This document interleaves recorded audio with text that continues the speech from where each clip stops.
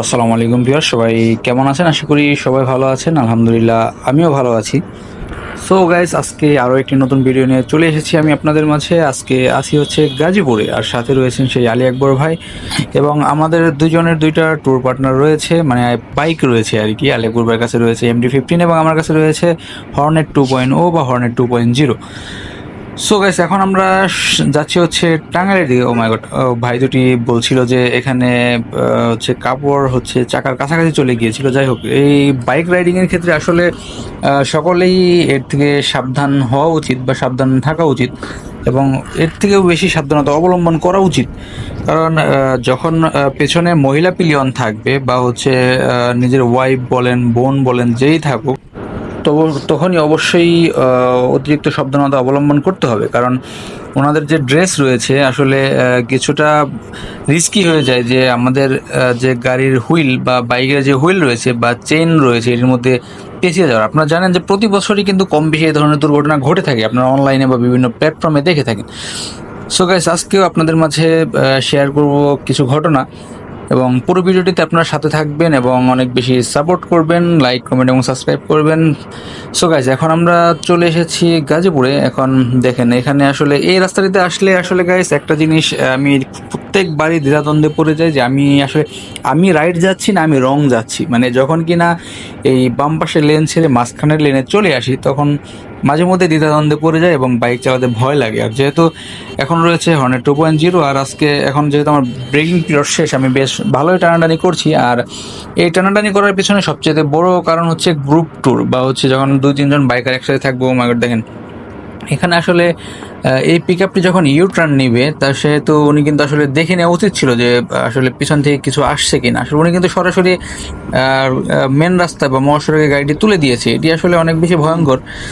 তবুও গাইস, নিজের সাবধানতা নিজেরা থাকবেন এবং নিজের কন্ট্রোলিংয়ে বাইক রাইড করবেন। আর গাইস, যেহেতু ট্যুরে রয়েছি, বা হচ্ছে আমরা হচ্ছে গ্রুপ ট্যুরই বলা চলে, যেহেতু 2 জন রয়েছি। সো এই 2-3 জন যখন বাইক রাইড করা হয়, তখন কিন্তু আসলে একটু রাফ রাইড, একটু স্লো রাইড বা বিশ্রাম নিয়ে নিয়ে চালানো হয় বাইক। কারণ আপনারা জানেন যে আসলে যখন একা একা বাইক রাইড করা হয়, তখন কিন্তু এক ঘেয়ামও চলে আসে। বা হচ্ছে আমি নর্মালি হচ্ছে যখন একা বাইক রাইড করি, দেখা গেল তখন যদি আমি এই সমস্ত রাস্তায় রাইড করি, তখন তো 60, 70, 80 সর্বোচ্চ আমার স্পিড আমি গেইন করি, এর বেশি স্পিড তুলি না। বাট যখন কিনা আপনার সাথে অন্য কেউ পার্টনার থাকবে, তখন কিনা উনি আপনার সামনে চলে যাবে বা দুজনে হচ্ছে বাইকটা রাইড করবেন, তখন কিন্তু আসলে গতিটা অটোমেটিকলি অনেক সময় বেড়ে যাবে এবং অনেক সময় কমে যাবে। এটাই স্বাভাবিক, কারণ আপনি চাবেন সবসময় 2 জন কাছাকাছি থাকতে। আর যেহেতু আমাদের হাতে সময় একদমই কম, এবং হচ্ছে আমাদের সেই সন্ধ্যার আগে ব্যাক করতে হবে, এই জন্য হচ্ছে আমরা একটু জোরেই বাইক রাইড করছি। এবং দেখেন, এই সমস্ত রাস্তাতে আসলে জোরে বাইক রাইড করাটাও একটা রিস্কের ব্যাপার, কারণ আশেপাশ থেকে, ডান পাশ থেকে, বাম পাশ থেকে যে কেউ চলে আসতে পারে। এটি আসলে অনেক বেশি ভয়ের কারণ আমার কাছে মনে হয়। তবে আজকে এই রাস্তাটি বেশ ফাঁকা রয়েছে, এবং আপনার দেখতে পাচ্ছেন যে আমার অপোজিট সাইডে কিন্তু মোটামুটি গাড়ির চাপ রয়েছে। বাট আমি জানি না কেন আমরা যে রাস্তাটিতে যাচ্ছি সেই রাস্তাটি অনেক ফাঁকা, এবং আমি বাইক রাইড করে অনেক বেশি মজা পাচ্ছি। আর গাইস, একটা কথা না বললেই নয়, এই হর্নেট 2.0 আমি কেনার পর থেকে যতবার আমি ট্যুরে বের হয়েছি, যতবার রাইড করেছি, এটা দিন দিন এত বেশি স্মুথ হচ্ছে, যেটা আসলে বলে বোঝানোর উপায় নেই। আপনারা যারা রেগুলার হর্নেট 2.0 বাইকটি ইউজ করছেন, তারা আসলে বুঝতে পারবেন। প্রথম এর সাসপেনশন হার্ড ছিল, তারপর হচ্ছে কিছু বেসিক প্রবলেম ছিল, যেটা নতুন প্রত্যেকটি বাইকই থাকে। বাট যখন এই বাইকটি 3500 কিলোমিটার পার হয়ে গিয়েছে, 4000 কিলোর কাছাকাছি, তখন কিন্তু গাইস এই বাইকটি সুপার স্মুথ আমার কাছে মনে হয়েছে। এর সাসপেনশন ফিডব্যাক এবং পেছনের সাসপেনশন ফিডব্যাক থেকে শুরু করে এভরিথিং আমার কাছে অনেক বেশি ভালো লেগেছে। এবং একটা কথা না বললেই নয়, যেহেতু এই বাইকটি একটু হায়ার সিসির মধ্যে পড়েছে, 185 সিসি, আর সেই দিক থেকে আপনি যদি গাইস এটিকে ওইভাবে গাইড করেন বা ওইভাবে রাইড করেন, সেক্ষেত্রে কিন্তু আপনি হায়ার সিসির যে ফিলটা, একটু হলেও সিসি যেহেতু বেশি, সেই ফিলটা কিন্তু আপনি হাড়ে হাড়ে টের পাবেন। বাট আপনি যদি ফর্মাল রাইড করেন তাহলে কিন্তু এটি আসলে আপনাকে ওইভাবে, যেহেতু এটা পিজিএমএফআই বাইক, সেজন্য হচ্ছে আপনাকে সেভাবে সে আউটপুট দেবে। বাট আপনি যখন এরকম রেগুলার বা হচ্ছে গ্রুপ ট্যুর করবেন, যখন আপনি হুটহাট টানাটানি করবেন বা হচ্ছে ইমার্জেন্সি ওভারটেকিংয়ের প্রয়োজন পড়বে, তখন কিন্তু গাইস এর যে পাওয়ার, এটি আপনি সেই হাড়ে হাড়ে টের পেয়ে যাবেন আশা করি। সো গাইস দেখেন, এখানেও আসলে সেম বিষয়। আমি আজকে আসলে কপালটা ভালোই বলতে হবে, কারণ এখানে আজকে অনেক বেশি জ্যাম থাকার কথা থাকলেও আসলে জ্যাম নেই। এবং যদিও এখন 5টা বাজেনি, কিছু সময় বাকি রয়েছে, বাট 5টার পরে কিন্তু অবশ্যই জ্যাম পড়বে আমার ধারণা।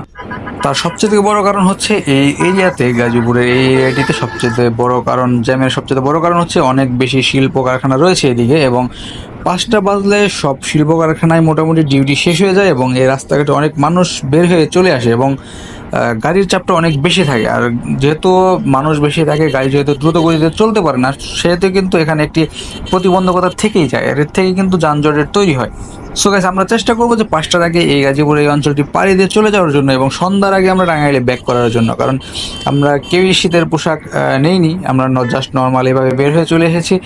সো আমাদের নেক্সট টার্গেট হচ্ছে আমাদের টাঙ্গাইল শহরে যাওয়ার পরে আপনাদের মাঝে আরও কিছু ব্লগ ভিডিও নিয়ে আমরা চলে আসবো।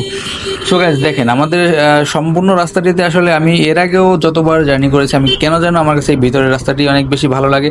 আমি আলিপুর ভাইকে বলছিলাম যে সামনে বামে চলে যাওয়ার জন্য সামনে থেকে, কারণ সামনে যেহেতু আমরা ভগড়া বাইপাস চলে এসেছি। আর এখানেই কিন্তু গাইস আপনারা দেখতে পাচ্ছিলেন যে সেই অনাকাঙ্ক্ষিত ঘটনাটি, এখানে সামনে জ্যাম থাকার কারণে দেখেন এখানে আসলে ওনারা যেহেতু বাম পাশ থেকে আসছে, এখানে আসলে একটি বিশৃঙ্খলার সৃষ্টি হয়েছে এবং এই বিশৃঙ্খলাটা আসলে এত বেশি ডেঞ্জারাস যে ভয় লাগতেছিল। এবং গাইজ এই ধরনের সিচুয়েশনে দেখেন আমরা দাঁড়িয়ে রয়েছি, বাট এই প্রাইভেট কার উনি যেহেতু, আমি জানি না কেন উনি আসলে গাড়িটা ব্যাগে দেয় এবং যে ঘটনাটি ঘটে আপনারা দেখতে পাবেন একটু পরেই, এবং আপনারা নিজেরা বলবেন যে এই মহাসড়কে গাড়িটা ব্যাগে দেওয়া উচিত হয়েছে কিনা। এটি অনেক বেশি ডেঞ্জারাস।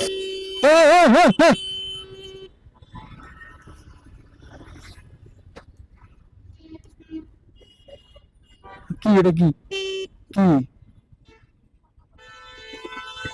কি বা যেটি দেখতেছিলাম আসলে এই ঘটনার জন্য উনি একটু অনুতপ্ত নয়, বরঞ্চ সে আরো, আমার কাছে মনে হচ্ছিল যে সে আসলে চিল মুডে রয়েছে। বাট আসলে আমিও ওনাকে কিছু বলিনি, বা আমার কোনো কথা বলার প্রয়োজন পড়েনি, কারণ আমি কোনো ক্ষয়ক্ষতির সম্মুখীন হইনি। কারণ আমার টায়ারের সাথে ওনার বডি লেগে ওনার বডিটা হচ্ছে ক্ষতি হয়েছে বা হচ্ছে ওনার কালার একটু উঠেছে। বাট এটা আসলে আমাদের কখনোই কাম্য নয় এই ধরনের ঘটনা। কাজে যারা আমরা বাইক রাইড করবো এবং যারা কার ড্রাইভিং করবেন, তারা অবশ্যই এর থেকে সাবধানতা অবলম্বন করবেন। এবং এ ধরনের মহাসড়কে গাড়ি ব্যাগে দেওয়ার সময় অবশ্যই আপনার পিছনে যদি ক্যামেরা থাকে সেই ক্যামেরা ফলো করবেন, বা লুকিং গ্লাস যেহেতু আছে আপনার লুকিং গ্লাসটি ফলো করে আপনাকে কনফার্ম হয়ে নেবেন যে আপনার পিছনে কেউ নেই, এবং তারপর হচ্ছে আপনার গাড়িটি আপনি ব্যাগে দিবেন। তো সবাই ভালো থাকবেন, সুস্থ থাকবেন, আল্লাহ হাফেজ।